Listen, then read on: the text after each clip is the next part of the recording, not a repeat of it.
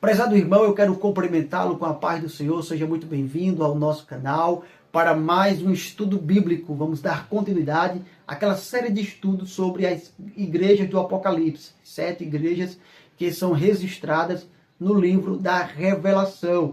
Já falamos sobre a igreja de Éfeso e a igreja de Esmirna. E nós temos visto atributos de Cristo, temos visto censura, advertência, elogios, promessa ao vencedor e continuaremos vendo isso também nas outras cartas. Porém, para cada igreja existem suas peculiaridades. E nós vamos ver hoje também as peculiaridades da carta do Senhor Jesus enviada à igreja em Pérgamo. Vamos falar sobre a doutrina de Balaão, doutrina dos Nicolaítas, trono de Satanás, quem era Antipas, de onde veio a palavra pergaminho, esses conteúdos e muito mais você vai conferir conosco nesta videoaula de hoje, amém? Então fique conosco até o final, mas antes eu já quero te pedir, se você é novo aqui no nosso canal, já se aproveita, se inscreva, já deixa o seu like, deixa o seu comentário e à medida em que nós vamos expondo o conteúdo da carta, até o final, onde traremos a aplicação pessoal, se forem surgindo dúvidas,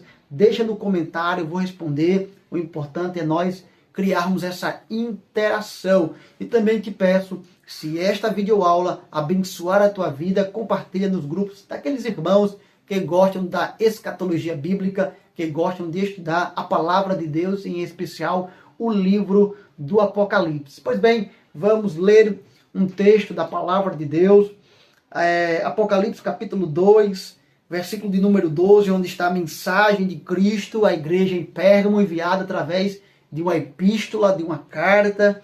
Vamos ler aqui a partir do versículo 12. E ao anjo da igreja que está em Pérgamo escreve: isto diz aquele que tem a espada aguda de 2 fios: conheço as tuas obras, e onde habitas, que é onde está o trono de Satanás, mas retens o meu nome e não negastes a minha fé, ainda nos dias de Antipas, minha fiel testemunha, o qual foi morto entre vós, onde Satanás habita.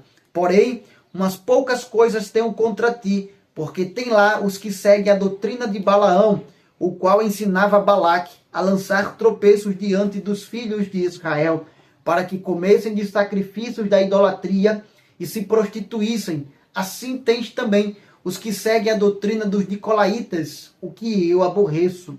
Arrepende-te, pois, quando não em breve virei a ti, e contra eles batalharei com a espada da minha boca. Quem tem ouvidos, ouça o que o Espírito diz às igrejas. Ao que vencer, darei a comer do maná escondido, e dar-lhe-ei uma pedra branca, e na pedra um novo nome escrito, o qual ninguém conhece, senão aquele que recebe. Bem, meu irmão, a cidade de Pérgamo era conhecida como a cidade mais idólatra da Ásia Menor. E quem diz isso é o próprio Antônio Gilberto, em memória. Ele, saudosa memória, deixou 2 livros importantíssimos para a escatologia bíblica. De acordo com esse livro aqui, Daniel e Apocalipse, Pérgamo era a cidade mais idólatra da Ásia Menor. Mas também eu recomendo já também esse outro, que é o Calendário da Profecia. São 2 livros que eu utilizo também quando faço meus estudos sobre escatologia. Então, de acordo com Antônio Gilberto, Pérgamo era a cidade mais idólatra que existia na Ásia Menor. Inclusive, é ali onde tinha o trono dedicado a Zeus, o altar dedicado ao deus da mitologia grega, Zeus, conhecido também como o deus dos deuses, o deus mais poderoso que existia na Grécia Antiga. Existe outro detalhe na cidade de Pérgamo, é porque desta cidade veio o nome Pergaminho. Isto porque no Egito existia, em Alexandria, a maior de todas as bibliotecas. E a cidade de Pérgamo queria competir com essa biblioteca de Alexandria. Só que tem um detalhe: do Egito vinha um suporte para os manuscritos, que era o papiro. O papiro é de origem egípcia. E daí surgiu a ideia de se criar uma biblioteca, mas Alexandria jamais ia querer que outra cidade competisse com ela e tivesse uma biblioteca do seu porte ou até maior. E por isso não fornecia o material suficiente de papiro para produzir tantos manuscritos para enriquecer a biblioteca em Pérgamo. Então o que eles fizeram em Pérgamo? Inventaram o pergaminho. O pergaminho, que é um suporte também de escrita, feito com pele de animal, com pele de ovelhas, de carneiro, de bezerro, e daí veio esse outro suporte, o pergaminho, e pergaminho justamente que tem a ver com o nome Pérgamo. Então, toda vez que você ouvir falar sobre pergaminho, é porque esse material foi inventado na cidade de Pérgamo. Isso é uma peculiaridade, uma curiosidade que tem em torno do nome pergaminho e da cidade de Pérgamo. Pérgamo também era conhecida por sua famosa escola de medicina. Daí vem a história de Asclépio ou Esculápio, como também alguns conhecem. Inclusive existe uma curiosidade aqui. E quem é da área de medicina ou tem um conhecimento básico sobre o símbolo da medicina, também tem a ver com a cidade de Pérgamo. Esse Asclépio, um deus da mitologia também aí, e reza a lenda que ele tem um cetro, e certa vez, em um de seus atendimentos aos seus pacientes, porque esse Asclépio é um deus que está relacionado à cura, era o deus que ressuscitava, que curava, e daí vem toda essa escola de medicina e o símbolo da medicina. Reza a lenda que o Asclépio tinha o seu cetro, o seu bastão, e certa vez que estava atendendo um paciente, uma serpente veio e ficou ali no seu cetro, e daí veio o símbolo da medicina, aquele cetro com a serpente em volta, e isso remete à cidade de Pérgamo, que era conhecida por sua escola de medicina. Inclusive até hoje ainda existe, vou mostrar aqui a vocês aqui, a estátua do Asclépio que está em Atenas. Então é outra curiosidade sobre a cidade de Pérgamo. Mas esse conhecimento medicinal não tinha a ver só com conhecimento científico, era mais religioso do que propriamente científico. Então havia todo uma adoração a esse Deus, ao Deus da cura, ao Deus que tudo pode resolver em problema de saúde. Então você veja que era uma cidade totalmente voltada para a idolatria, seja para o Asclépio, seja para os Zeus e tantos outros deuses pagãos que existiam nessa cidade. Mas nessa cidade também existia a Igreja do Senhor Jesus. A Igreja do Senhor Jesus foi colocada nessa cidade. E o Senhor Jesus se apresenta para essa igreja como aquele que tem a espada de dois gumes. Em Hebreus capítulo 4, versículo 12 está escrito que a palavra de Deus é viva e eficaz, mais penetrante do que uma espada de dois gumes, penetra alma e espírito, juntas e medulas, e é apta para discernir os pensamentos e intenções do coração. Jesus se apresenta como aquele que tem a espada de dois gumes, que era uma espada mortal utilizada pelos militares, e mais à frente nesta videoaula nós vamos falar mais ainda sobre essa espada de dois gumes, mas Cristo se apresenta como aquele que tem a espada de dois gumes. Mais à frente o Senhor diz para ela: eu conheço as tuas obras. Lembre-se que essa expressão, na primeira videoaula, nós já falamos sobre isso. Em todas as cartas, o Senhor reforça: eu conheço as tuas obras. O Senhor sabe as nossas obras, o Senhor sabe o que fazemos para Ele, o Senhor sabe a intenção ou as intenções que existem em nosso coração. E vai dizer mais: onde habitas, que é onde está o trono de Satanás. Então ali existia o trono de Satanás. De acordo com Antônio Gilberto, nesse livro que eu já mostrei para vocês, Daniel Apocalipse, Antônio Gilberto fala de um paganismo, de um ocultismo que havia lá em Pérgamo, um ocultismo até mesmo babilônico. E isso, na verdade, a grosso modo, fala da idolatria. Satanás estabeleceu o seu trono, o seu império, através da idolatria, que era um carro forte do inferno dentro dessa cidade de Pérgamo. E ali o Senhor está dizendo: eu conheço as tuas obras, onde habitas, que é o trono de Satanás, mas retens o meu nome e não negastes a minha fé. Mesmo com toda a influência de um sistema pagão, idólatra, voltado para o ocultismo, mas a igreja se permanecia fiel ao Senhor. E é aqui onde surge a figura do Antipas. Pouco se sabe, na verdade quase nada se sabe sobre Antipas, porém ele fala aqui de uma fiel testemunha, ao qual foi morto por não negar a sua fé. Onde Satanás estabeleceu o seu trono, surgiu esse Marte. E ele também é conhecido como o primeiro Marte aqui na cidade de Pérgamo. Na verdade, o primeiro Marte da Ásia Menor. Antipas é o primeiro Marte da Ásia Menor. E a sua morte, conta a história, relatam os historiadores, que foi cruel, foi maquiavélica. Colocaram ele dentro de um bezerro de bronze e ele morreu lentamente ali aquecido. Um mártir, alguém que foi fiel e que não negou e nos deu o exemplo que é sim possível ser fiel a Deus e contra o sistema e contra o mundo, e se necessário for, colocar o nosso corpo, a nossa vida para confessar a salvação em Cristo Jesus, se isso for necessário, assim faremos. Se for necessário chancelar a nossa fé, derramando nosso sangue, faremos, porque mais ele já fez por nós ao derramar o seu sangue para nos dar salvação e vida eterna. Como Cristo Jesus mesmo disse, não tema aos homens que pode matar o corpo, mas tema aquele que pode fazer lançar no inferno. Matar o corpo e também lançar no inferno. Então, vale a pena ser fiel a Deus até na morte. No capítulo de número 14, vem então a advertência contra alguns da igreja em Pérgamo. No versículo 14, o Senhor Jesus diz: porém, umas poucas coisas tenho contra ti, porque tem lá os que seguem a doutrina de Balaão. Aquilo que o apóstolo Pedro falou, o caminho de Balaão, ou que Judas escreveu em sua epístola universal falando do erro de Balaão. Todos nós conhecemos a história de Balaão, que foi registrada lá no livro de Números.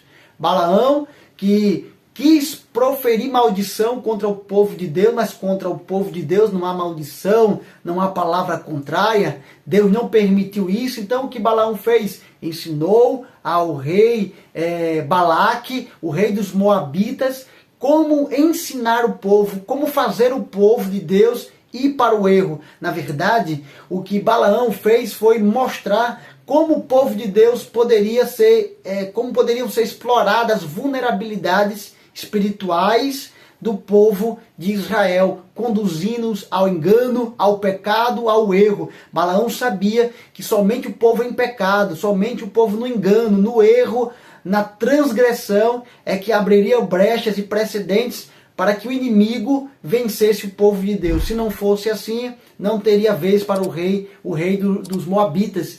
E assim Balaão ensina a Balaque a lançar tropeço contra o povo de Deus, conduzindo o povo de Deus ao erro. E aqui no livro do Apocalipse, essa figura de Balaão vem, e aqui ele fala da doutrina de Balaão. Então, dentro da igreja em Pérgamo, existia a doutrina de Balaão, aqueles que conduziam o povo de Deus ao erro. E isto não é diferente. Infelizmente, as portas da escola de Balaão, a grade curricular teológica de Balaão ainda está com suas portas abertas, matriculando a muitos que querem fazer com que o povo de Deus vá para o erro, vá para o engano, até porque o povo de Deus estando no erro, estando no engano, isso dá lucratividade para alguns, isso enche o bolso de alguns, enche os cofres, as contas ficam mais gordas.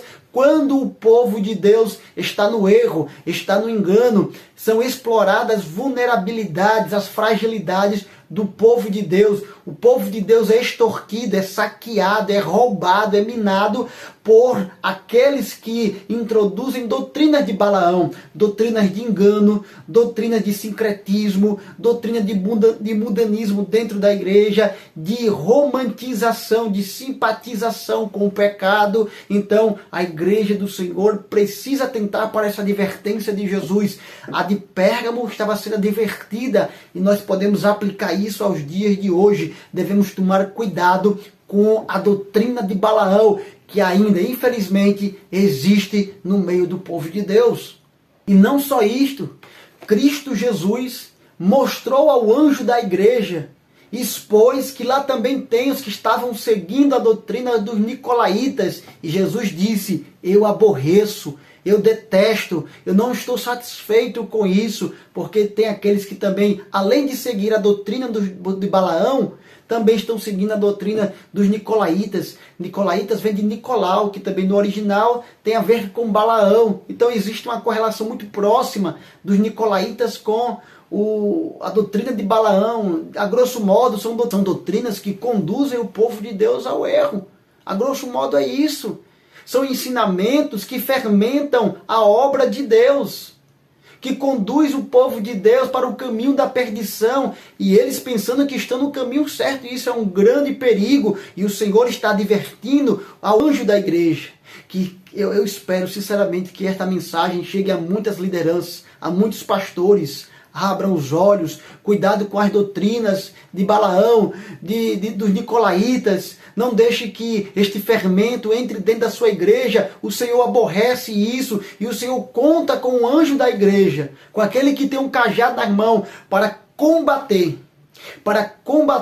os falsos mestres, os falsos ensinamentos que só conduzem o povo de Deus ao erro. Não importa se você vai perder adeptos, não importa se você vai ser considerado chato, quadrado, antiquado, não importa. O importante é que o líder cristão, o verdadeiro pastor anjo da igreja, precisa ter compromisso com a palavra de Deus. E ter compromisso com a palavra de Deus, com Cristo ressurreto, diz respeito a combater os falsos ensinamentos. Não podemos simpatizar com essa ideia de respeito, de sincretismo, de ecumenismo, de modo algum. Eu digo com todas as palavras, o cristianismo é exclusivista. O cristianismo exclui, porque a partir do momento em que o cristianismo não simpatiza com o pecado, ele exclui. Ele recebe a prostituta, o evangelho recebe o homossexual, recebe o ladrão, recebe o traficante, mas não o aceita assim. Por quê? Porque o evangelho é transformador. Aquele que está em Cristo, nova criatura é. As coisas velhas se passaram, tudo se fez novo. Então, o evangelho ele recebe, mas para transformar, mas não para se conformar com o pecado na vida do pecador e muito menos dentro da igreja. Versículo 16, Cristo chama a estes para o arrependimento. O Senhor diz para eles: arrepende-te, pois quando não, em breve virei a ti e contra eles batalharei com a espada da minha boca. Lembra que Cristo no início se apresentou como aquele que tem a espada de dois gumes? A espada de dois gumes é mais ou menos como essa imagem aí, ó. Ela corta de um lado, ela corta de um outro. Ela é altamente mortal, letal. E os grandes guerreiros gostavam de usar essa espada, porque ela tanto é penetrante, e quando ela penetra, ela corta dos dois lados. É altamente perigosa, ela é altamente destrutiva. E quando nós olhamos para o Antigo Testamento, por diversas vezes, nós vamos vendo Deus falando sobre a espada, que traria a espada sobre o povo, sobre o seu povo, sobre o povo de Israel, sobre o povo de Judá, sobre uma nação A, sobre a nação B. Enfim, quando Deus falava sobre, utilizando essa expressão, eu vou trazer a espada, isso está falando de juízo. A palavra de Deus ela é poderosa, meu irmão. Ela traz juízo sobre a vida daqueles que estão em pecado, porque estar em pecado está contrário aos princípios de Deus. E quando o povo de Deus, o povo que se chama pelo seu nome, prefere andar no pecado, prefere andar de mãos dadas com o mundo, ele está atraindo para si a ira de Deus. Então quando Deus fala da espada de dois gumes, é claro que isso é metáfora. Isso é sentido figurado, está falando do juízo. O Senhor está dizendo que vai vir de maneira para arrebentar mesmo, como a gente diz aqui no Nordeste. Então o Senhor ia entrar em juízo contra esse povo. Inclusive, quem está acompanhando nossas videoaulas, também das lições da EBD, dos adultos, estamos estudando sobre o livro do profeta Ezequiel. Lá também, por diversas vezes, o Senhor fala sobre a espada. O Senhor traria a espada sobre o seu povo, porque era casa rebelde e não queriam se converter ao Senhor. e inclusive havia uma série de abominações até mesmo dentro do templo do Senhor. Então o pecado tinha se generalizado dentro do arraial do povo de Deus. A idolatria tinha se expandido até mesmo dentro do templo, e isso era altamente perigoso, porque atraía a ira de Deus. E Deus, quando falou que ia trazer o seu juízo, usou também esta expressão de espada. Então aqui o Senhor está dizendo que trará a sua espada, que é penetrante, a espada que vem como juízo, para trazer sobre a vida do seu povo, caso não se arrependesse, caso não se voltassem para o Senhor. E por fim, ele diz: quem tem ouvidos, ouça o que o Espírito diz às igrejas. Ao que vencer, darei a comer do maná escondido. E esse maná tem a ver também com aquele maná lá do tempo da peregrinação no deserto, 40 anos peregrinando no deserto. O Senhor trazia providência para ele, todo dia um maná escondido, especialmente para eles, para alimentá-los. E isso fala de providência. E também diz: e dar-lhe-ei uma pedra branca, e na pedra um novo nome escrito, o qual ninguém conhece, senão aquele que recebe. E existem explicações para essa pedrinha branca. Talvez alguns não compreendam bem o que significa essa pedrinha branca com um novo nome. Isto porque isso não é familiar à nossa cultura do século XXI aqui no Brasil, nos dias atuais. Porém, quando nos remetemos à história de Pérgamo, a cultura de Pérgamo naquela época, conseguiremos entender o que Jesus quis dizer com essa pedrinha branca. Esta pedrinha branca em Pérgamo era utilizada por algumas funções em vários aspectos da sociedade de Pérgamo. Por exemplo, era utilizado nos tribunais. Quando o juiz ia dar a sentença, seja a favor ou contra, seja para condenar ou para absolver, existiam duas pedrinhas, uma branca e uma preta. Quando o juiz entregava a pedra preta ao réu, estava dizendo que ele estava sendo condenado.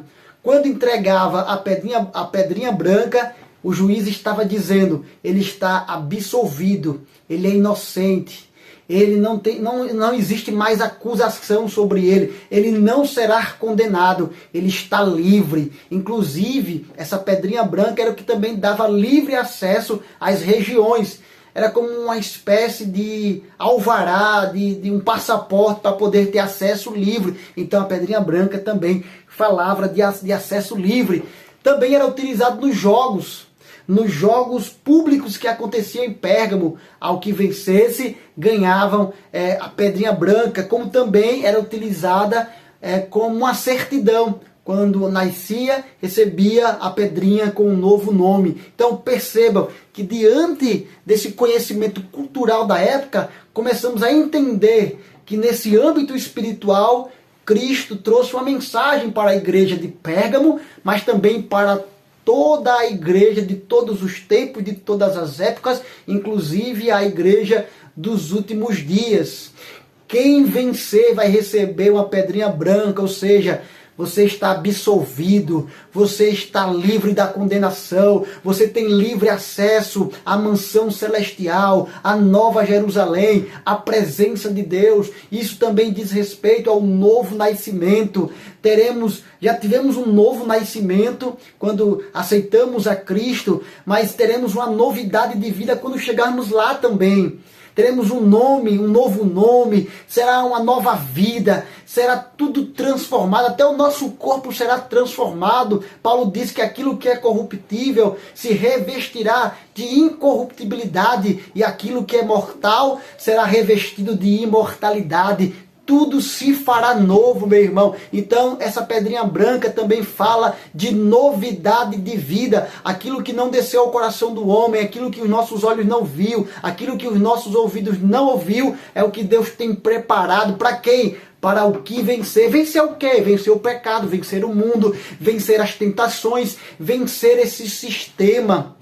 Cristo estava dizendo à igreja de Pérgamo: vençam o sistema idólatra, pagão, mundano, e eu tenho novidade, eu tenho coisa boa para você do outro lado. Então, a carta de Cristo, à igreja de Éfeso, de Pérgamo, é para despertar a igreja do Senhor nesses últimos dias, para mostrar que vale a pena ser fiel, assim como Antipas, que foi o primeiro mártir da Ásia Menor.